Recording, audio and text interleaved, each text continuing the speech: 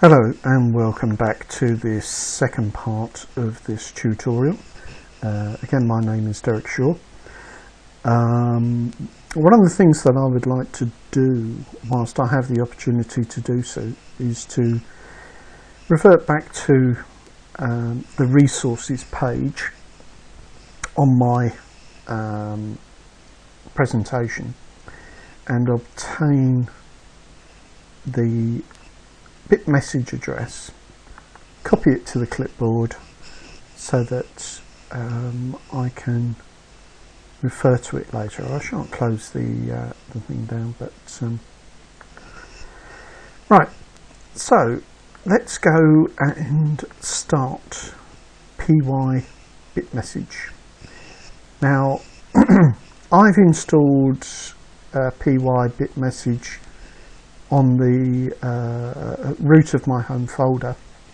You can choose to install it anywhere that you wish, but this is where I've chosen to install it.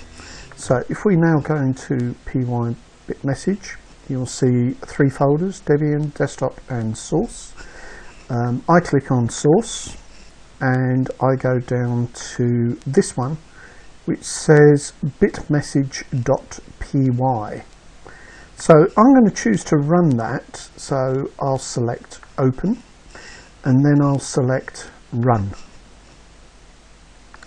Now it does take a little time for this application to start. I'm not quite certain as to the reasons for it coming up with the GUI. I guess it's got a lot of work to do. I'm not a developer of the bitmessage system. I do think it would be better from my own personal perspective if the bitmessage GUI would come up more readily, but it's still early days for the bitmessage system, so there is still some ways to go. Beg pardon. It comes from having a little bit of lunch. Right, so we can, if we move over to the top right hand corner of bitmessage, the graphical user interface, we'll see that it is connecting up on a stream number 1, and that the number of connections that it has at the moment is 5, and that it hasn't been started up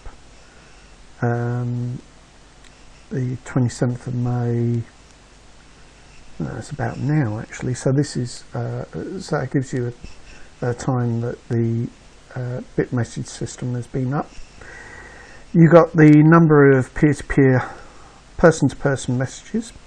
You got the processed block broadcast message, and you got the number of public processed keys. I don't confess to know it all or understand it,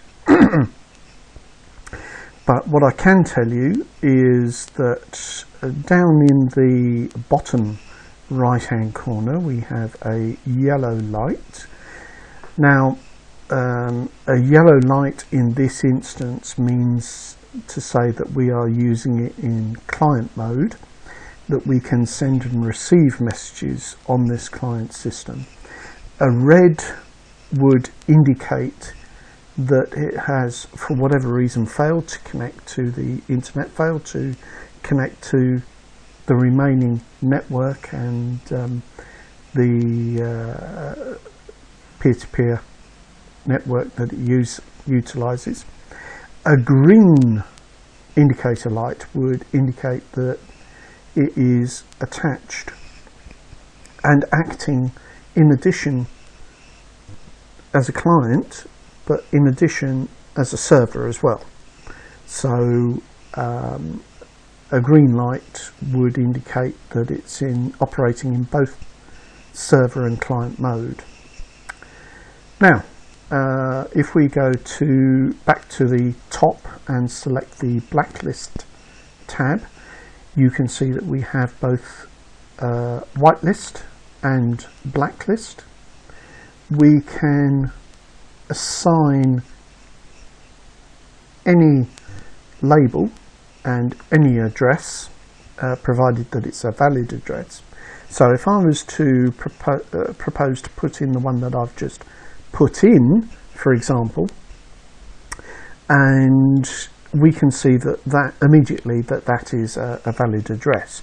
Well, if I just change one tiny character on there, we can read that the address typed is not valid. Now, I've no wish to blacklist any address at this moment in time. I have no reason to do so. So we'll skip the blacklist and we'll look at the other options. We've got an address book here. Well, we can again add a label, so we can go Derek at Soslok, for example. And my spelling is atrocious, my apologies. And we can paste in the valid address so that we can use it later on. So we'll do that. Next, we can add subscriptions to broadcast messages. So we can click on add, we can add a label. Once we've received an address that might be on a website, for example, we can assign a label to it, and we can attach the valid address and stick it in there in the same way as we've done with the others. We've got no further entries to add on this, but suffice to say, if you go to bitmessage.org, you can obtain this address so that any new releases get announced, you hear about it, and you can then proceed to update or upgrade your current version. How do you go about finding the version? Well, you can go up to the help section and about, and it will tell you what version you are running. Now currently I'm running version 0.028. There is a version 3, but there's no visual improvements to the client, so I suppose I could have put it on there, but on this occasion have chosen not to do so. Now, your identities, well, you can have your identities, you can change them, so you can change them for whatever you like. So I can just put Derek. You can use spaces, you can use underscores, you can choose what you like by way of a label, because it's only known to you. Right, so we can stick that in there as a possible label assigned to this one address. Okay. Next, we've got 3 other boxes to look at, 3 other tabs, sorry.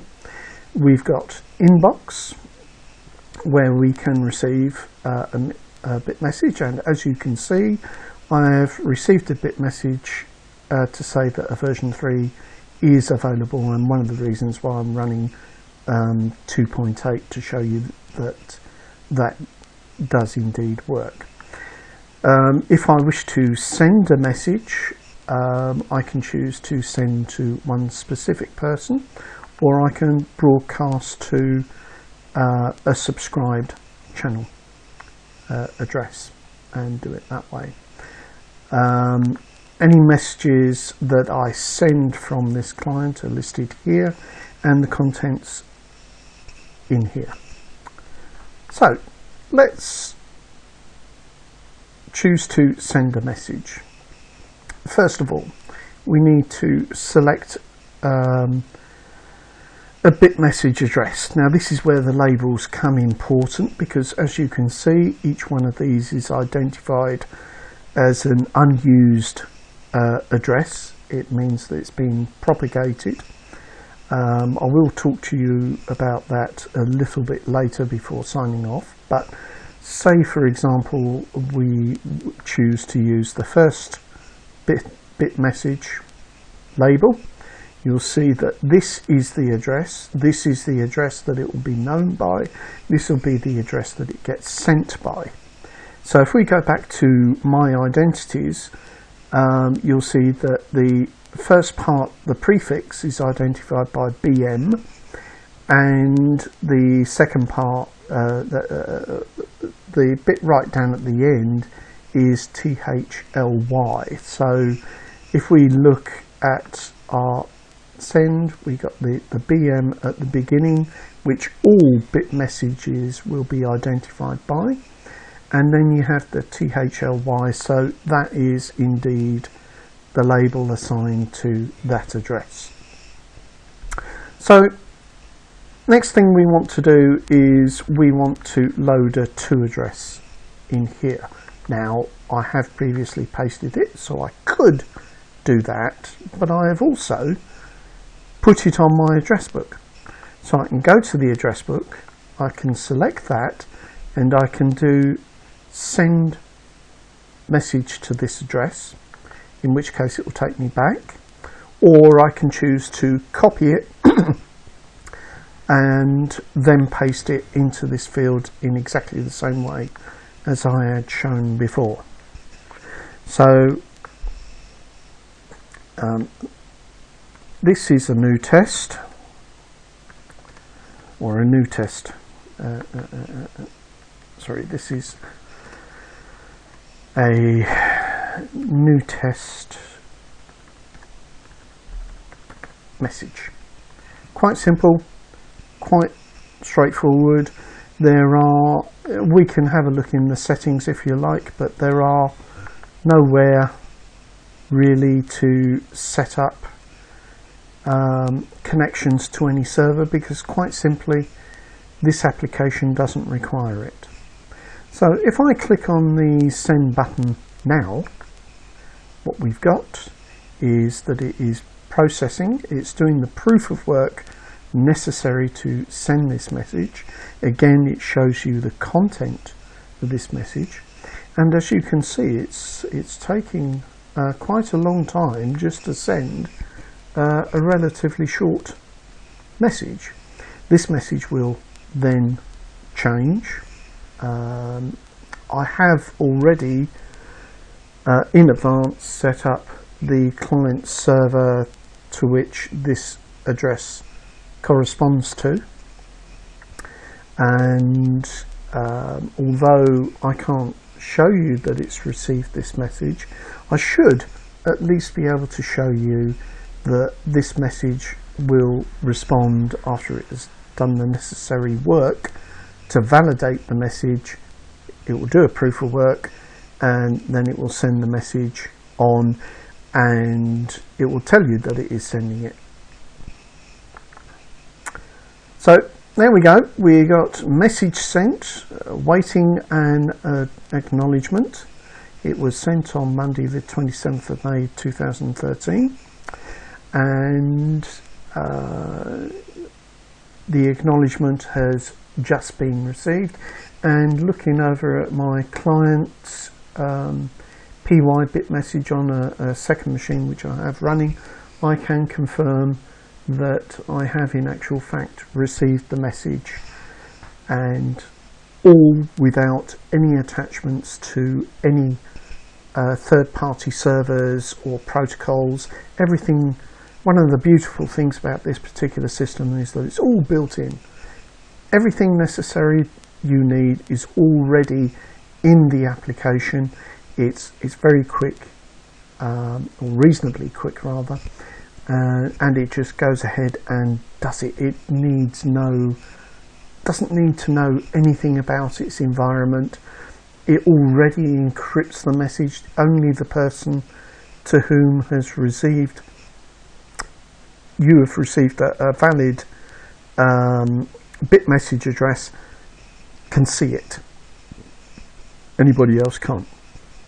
Okay, so going back to your identities, and one of the last things that I'm going to talk about is how to generate a new address. So for example, if this particular address was the result of spam, or there was a person to whom that I just did not want to talk to anymore, I could go to the blacklist, I can add them, and I can add the address to which I'm receiving problems from. So say that one, if they had responded to me. Remember, this one was just a send address that I had used, but you would go to your inbox and you would see the message from an individual, or from indeed from a broadcast, and you would be able to block in exactly the same way the bitmessage and just stick it in the blacklist. Going back to the your identities, we can set up new addresses. We can generate use a random number generator to make an address. We can use the most available stream, or we can select our own stream based on a specific address. You can click on spend several minutes of extra computing time to make an address or addresses 1 or 2 characters shorter. This whole process seems somewhat laughable and completely unnecessary, but at the end of the day, this is something down to personal choice and that you can do. Up here you will have an added description on how to use it. So here you can generate as many addresses as you like or as you need. You're encouraged to use all of them or just one of them. You can generate addresses by using either the random generator or the passphrase. The random number option is selected by default, and there are several pros and cons to that. The pros are that you can recreate your address on any computer from memory. You do not need to worry about backing up your keys.dat file as long as you can remember your passphrase. You must remember or write down your passphrase if you expect to be able to recreate your keys. You must remember the address version number and the stream number along with your passphrase. So if you choose 1 or 2, then obviously that's going to affect it. To select the passphrase instead of the random generator option, you just select passphrase, you enter your passphrase twice, and you determine how many iterations of that you want. Okay, so that in essence a very simplified view or review of the bitmessage system. I'd like to thank you for joining me in looking at this rather interesting version of sending messages across the network without the requirement of additional servers. I hope to make use of it in the years to come, and one of the things that I'd previously noted on, if you had seen the presentation beforehand, is that nowhere up here does it say to add attachments. Indeed, you won't find any. So what you'll end up having to do is to put a base 64 encoded message within the message block before you broadcast the message out. However, any attachments you put on this way will take much longer to send out, simply because of the proof of work required on the length of your message. And I think you saw how long it took for the proof of work to complete when I tried to send the previous message, and that was indeed a very short message. Okay, that's the end of this particular tutorial. Again, thank you very much for joining me. My name is Derek Shaw. If you do wish to try out the principles of bitmessage with me, then by all means drop me a line at derek@soslug.org, or you can simply go to soslug.org, leave a comment on the bitmessage article that I have posted, and I'll surely get back to you and address any issues which you might have. Thank you again.